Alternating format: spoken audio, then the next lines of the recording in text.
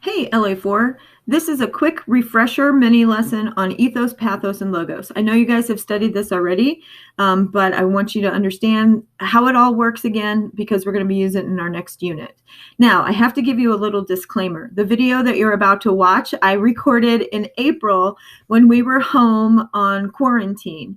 So I was not very good at using the technology, and things that I refer to were something that the seniors last year had already done.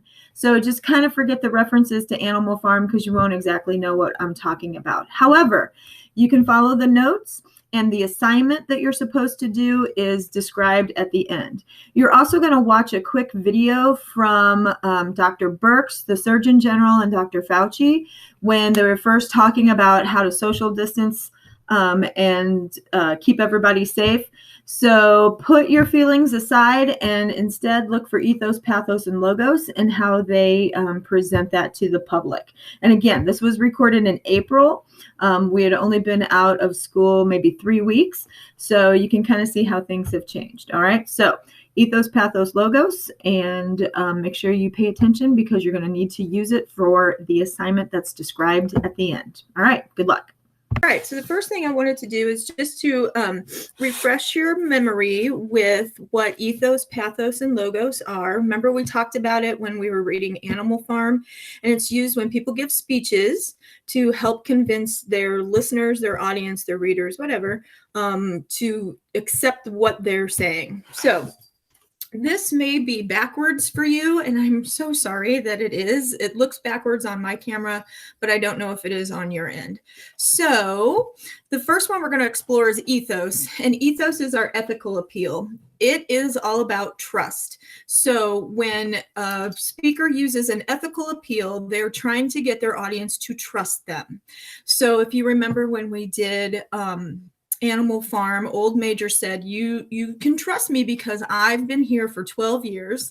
And there's Benny. Hey, Ben, why don't you come over here for a second? Okay, kid? All right, kitten. All right. So Old Major said, hey, I've been living here for 12 years. I've had a long life. I've seen life. Trust me. So we're going to watch a video here in a second, and I'm going to ask you to identify how the speakers use ethos. How do they get their listeners to trust them? The second one is pathos, and it's the emotional appeal, and it appeals to a person's feelings.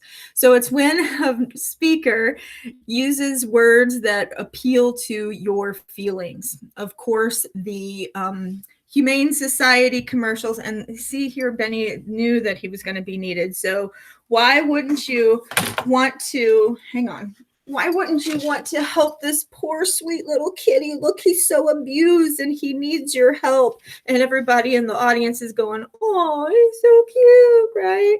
Yeah, look at him. So pathos is when you appeal to a person's feelings. That let's say that you're asking to stay out past your curfew. Mom and Dad, I'm your only child and you love me so much, and wouldn't you want the best for me? And that means to let me stay out just a couple extra hours. All right, so you're appealing to their feelings. And then the last one is logos, or the logical appeal. And this one is appeals to the reason or the thinking of the person.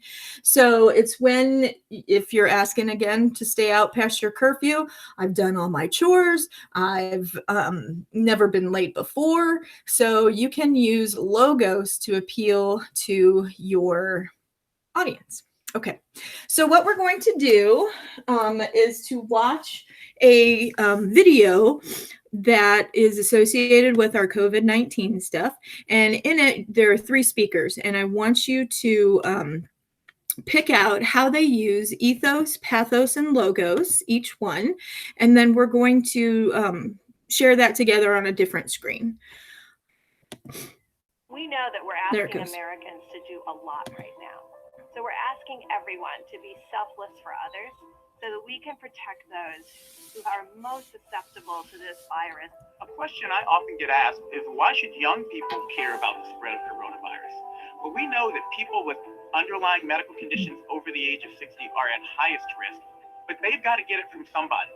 Social distancing is really physical separation of people It's what we refer to when we ask people to stay at least 6 feet apart. Not going to bars, not going to restaurants, not going to theaters where there are a lot of people. It all just means physical separation so that you have a space between you and others who might actually be infected or infect you. We all have a role to play in preventing person-to-person spread of this disease, which can be deadly for vulnerable groups. For more information on how you can social distance, please go to coronavirus.gov. Okay, so there's our video, and our job is to figure out what instances of ethos, pathos, and logos they are using. Okay, so if there is anybody out there and you want to give me an idea of how they are using ethos, just holler it out. Anybody out there?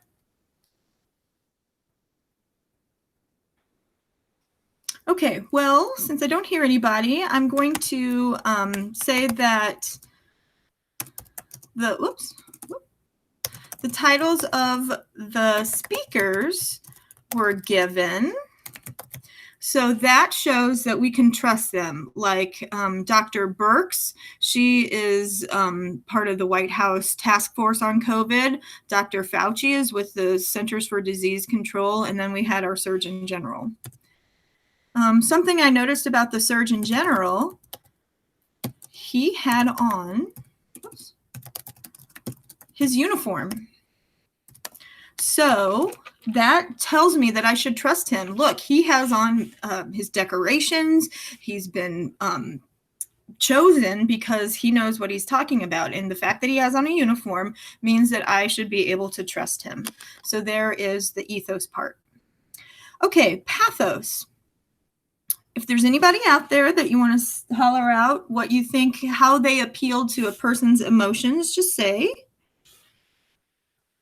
Okay, I don't hear anybody. So pathos, they talk about the vulnerable population. So don't go out and get close to people because you may be putting them in risk. So it appeals to fear. I don't know what that is, fear. We are also appealing to a sense of, what's the word? Protection, perhaps. So the 3 speakers were trying to get us to see that by us going out, we might be putting other people at risk. And so that's not a good thing. Okay, and then logos, how do they appeal to our logic? If there's anybody out there, you want to give a shout out? Okay, so logos, they appeal by using graphics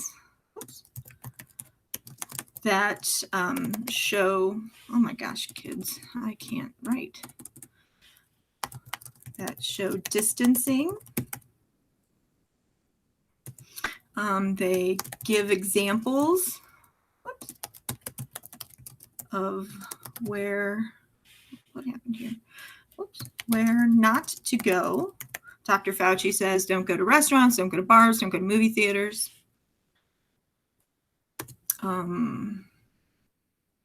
They define, let me write that. Define social distancing. So that's another logical thing. They're trying to appeal. Look, it's not that hard. You just stay 6 feet apart from each other and we'll be okay. All right, so here's an example of how speakers use ethos, pathos, and logos in their, trying to stop presenting so I can see you guys again. How these speakers use ethos, pathos, and logos in their speech to get us to accept what they are saying. So your assignment, let me just double check real quick. Your assignment is to read an article or watch a TED Talk by, oh my gosh, what is his name? George Takei, the guy that was on Star Trek. And he talks about how he and his family were actually interred in a camp Japanese American camp in California when he was a kid during World War II. And the title of this article is Why I Love a Country That Once Betrayed Me. So you can either read it, it's posted on Google Classroom, or it will be posted tomorrow, on the 14th. So you're going to read that article or you can watch the TED Talk. Once you do that, I have a document for you to enter where you think that George Takei uses ethos, pathos, and logos.